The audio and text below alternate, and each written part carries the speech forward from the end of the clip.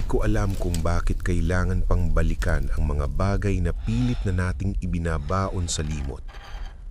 Sabi nila, ang apoy daw ay simbolo ng paglilinis, ng bagong simula. Pero para sa akin, ang apoy ay isang gutom na nilalang. Isang hayop na walang kabusugan na kumakain hindi lang ng kahoy at papel, kundi pati ng kaluluwa. Ako si Joshua. At noong taong 2023, naranasan ko ang init na hindi nanggagaling sa sikat ng araw. Naranasan ko ang silab na nagmumula sa kailaliman ng lupa. Nagsimula ang lahat ng mamatay ang lolo ko. Bilang taning apo na naiwan sa Pilipinas, ako ang nautusan na mag-ayos ng kanyang mga naiwang ari-arian sa Sitio Aga, sa dulo ng Quezon. 1 linggo ang ibinigay ko sa sarili ko. 1 linggo para tapusin ang lahat at bumalik sa malamig na opisina ko sa Makati. Narating ko ang Sitio Aga sa gitna ng isang makulimlim na hapon. Ang langit ay kulay abo, parang usok na namumuo bago ang isang malaking sunog. Ang daan patungo sa bahay ni Lolo ay hindi na nadadaanan ng sasakyan. Putik, bato ang sumalubong sa akin. Ang bahay ni Lolo ay nakatayo sa isang burol, malayo sa ibang mga kapitbahay. Isa itong lumang istruktura na gawa sa nara at yero. Sa unang tingin, mukha itong abandonadong bangkay sa gitna ng gubat. Ang mga pader ay nangingitim na sa luma at ang mga bintanang kapis ay parang mga matang malabo na nakatitig sa akin. Pagpasok ko, sinalubong ako ng amoy ng tuyong dahon. Pero may isa pang amoy na mas matapang, amoy ng asupre. Akala ko noon ay dahil lang sa mga gamit ni Lolo sa pagsasaka. Habang nagliligpit ako sa bodega sa ilalim ng bahay, doon ko nakita ang baol. Nakatago ito sa pinakasulok, sa likod ng mga lumang gulok at lambat. Ang baol ay nakakandado ng makapal na kadena, pero ang kadena ay tila natunaw. Parang naputol dahil sa sobrang init. Sa loob ng baol, may isang bagay na nakabalot sa isang pulang tela na halos maging itim na sa dumi. Binuksan ko ito. Isang bao o bao ng niyog. Pero hindi ito tulad ng mga bao na nakikita ko sa palengke. Kulay uling ito. Sobrang itim. At sa ibabaw nito, may mga ukit na hindi ko maintindihan. Mga linyang tila mga dila ng apoy na naglalaban-laban. Hinawakan ko ang bao. Bigla akong napabitaw. Ang init nito ay hindi normal.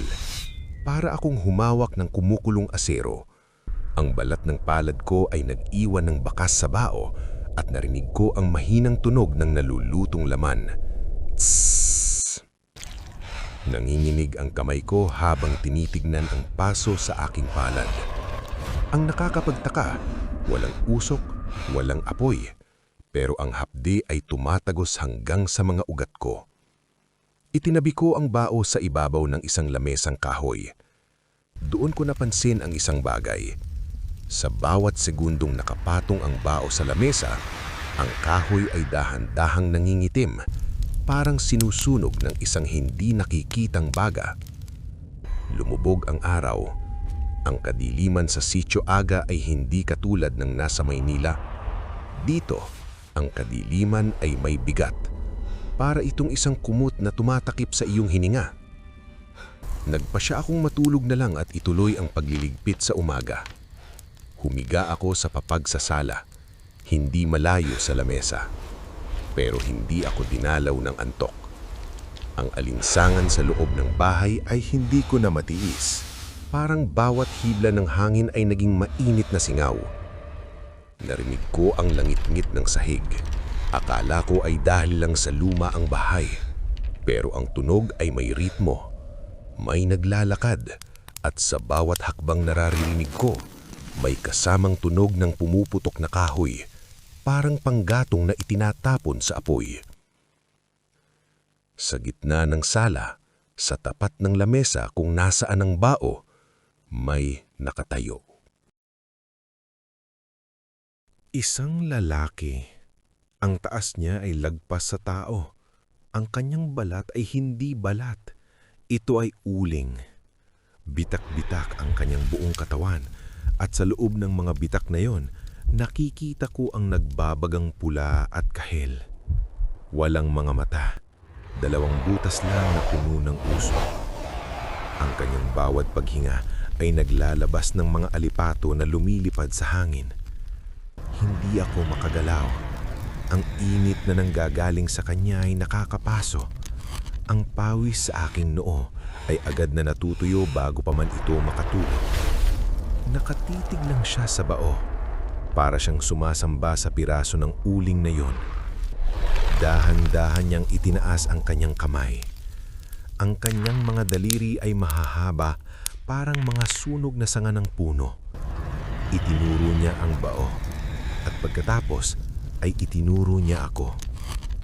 Naramdaman ko ang init sa aking dibdib, hindi sa balat, kundi sa loob. Parang lumunok ako ng isang buhay na baga. Ang bawat pintig ng puso ko ay naging isang pagsabog ng sakit. Pumikit ako ng mariin. Nagdarasal na sana ay isa lang itong masamang panaginip. Narinig ko ang kanyang boses sa aking isipan. Hindi salita, kundi ang tunog ng isang naglalagablam na kagubatan. Isang ungol na punong-puno ng pagdurusa at galit. Nang imulat ko ang aking mga mata, wala na siya. Pero ang sala ay puno ng usok. Ang lamesa kung nasaan ang bao ay tuluyan ng naging uling sa gitna. Halos mahulog na ang bao sa sahig. Hindi ko na hinintay ang umaga. Kinuha ko ang aking flashlight at patakbong lumabas ng bahay. Ang hamog sa labas ay mainit na rin ang pakiramdam. Takbo lang ako ng takbo hanggang sa marating ko ang kubo ni Mang Tasyo, ang caretaker na matagal nang naninirahan sa paanan ng burol. Mang Tasyo! Mang Tasyo! Hiyaw ko habang hinahampas ang kanyang pinto. Bumukas ang pinto. Isang matandang lalaki na may mukhang tila inukit mula sa matigas na kahoy. Pagkakita niya sa akin, hindi siya nagulat. Tumingin lang siya sa aking mga kamay na may mga paso at pagkatapos ay sa aking mga mata. Binuksan mo ang baul ni Donato, hindi ba, Joshua? Ang tanong niya. Ano yung nakita ko, Mang Tasyo? Bakit parang sinusunog niya ako mula sa loob? Tanong ko, ang lolo mo, hindi siya basta magsasaka. Siya ang tagabantay ng silab. Ang bao na nakita mo ay hindi galing sa punong niyog. Galing yan sa isang puno na tumubo sa gitna ng isang malaking sunog noong unang panahon, kung saan maraming buhay ang nawala sa apoy. Ang bao na yon ay lalagyan ng lahat ng galit at sakit ng mga namatay sa apoy. Tumingin siya sa akin ng seryoso. Ang nilalang na nakita mo ay ang upos. Siya ang anino ng apoy. Atrakkado siya sa init ng emosyon. Galit, pagsisisi, takot. At Joshua, marami kanyan sa loob mo. Kaya kanya nahanap. Tumulo ang luha ko, pero bago pa man ito makarating sa aking pisngi, naramdaman ko ang init na tumutuyo dito. Tama si Mang Tasyo. Ang galit ko sa aking trabaho, ang pagsisisi ko na hindi ko man lang nadalaw si Lolo bago siya mamatay, ang takot ko sa kinabukasan. Lahat ng iyon ay nagsisilbing panggatong sa nilalang na iyon. Anong gagawin ko? Ayokong mamatay na parang uling. Pagmamakaawa ko. Kailangang ibalik ang silab sa pinanggalingan nito, pero kailangan mo ng malamig na loob. Kung hahayaan mong lamunin ka ng takot, mas lalo siyang lalakas, paliwanag ni Mang Tasyo. Bumalik kami sa bahay ni Lolo. Ang bawat hakbang pabalik sa burol ay parang paglakad patungo sa isang aktibong bulkan. Pagdating namin sa sala, nandoon na siya, ang upos. Nakatayo siya sa tabi ng lamesa. Ang kanyang katawan ay mas maliwanag na ngayon. Ang mga bitak sa kanyang balat ay naglalabas na ng tunay na apoy. Ang kisame ng bahay ay nagsisimula na ring mag-uling. Kinuha ni Mang Tasyo ang mga itim na kandila at maingat na inilatag sa paligid ng lamesa. 12 lahat. Sinindihan niya ang bawat isa. Ang apoy ng mga kandilang ito ay hindi kahel. Ito ay asul. Isang malamig na asul na apoy na tila lumalaban sa init ng nilalang. "Joshua, hawakan mo ang bao," utos ni Mang Tasyo. "Ano? Mapapaso ako." "Hawakan mo. Gamitin mo ang lahat ng pagsisisi mo, lahat ng bigat sa loob mo. Ibigay mo sa bao. Huwag kang matakot sa init. Tanggapin mo ito." Pumikit ako. Huminga ako ng malalim, pilit na pinapakalma ang aking nagwawalang puso. Lumapit ako sa lamesa. Dinampot ko ang bao. Sa unang segundo, ang sakit ay hindi mailarawan. Para akong humawak ng araw. Pero hindi ko binitawan. Iniisip ko ang mukha ni Lolo. Iniisip ko ang lahat ng pagkakamali ko. Ang lahat ng bigat na daladala ko mula sa Maynila. "Ito na lahat! Kunin mo na lahat!" Hiyaw ko sa gitna ng sala. Ibinuhos ko ang lahat ng aking nararamdaman sa bao. Naramdaman ko ang pagdaloy ng init mula sa aking dibdib, patungo sa aking mga braso, at diretso sa itim na bao. Ang upos ay nagpakawala ng isang huling sigaw. Ang kanyang katawan ay nagsimulang maghiwa-hiwalay. Parang uling na nadurog. Ang bawat piraso ng kanyang katawan ay hinigop ng itim na bao. Kasabay nito, ang asul na apoy ng mga itim na kandila ay lumiyab ng mataas.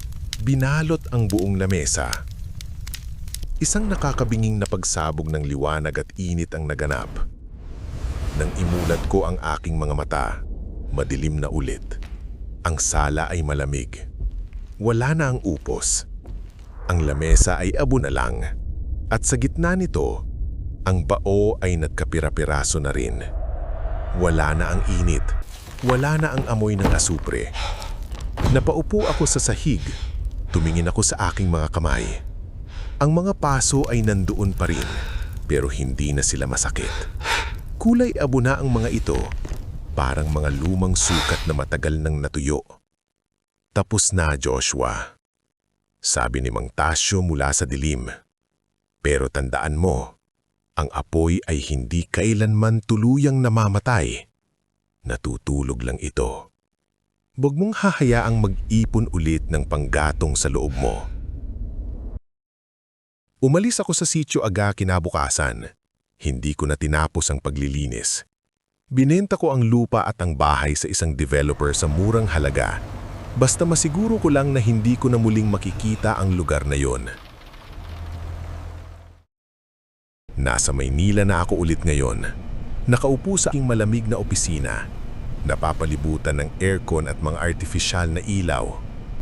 Pero minsan, kapag pagod na ako at nararamdaman ko ang pag-akyat ng galit o stress sa aking dibdib, bigla akong nakakaamoy ng sunog na buhok at ang mga paso sa aking kamay biglang kumikirot, biglang umiinit.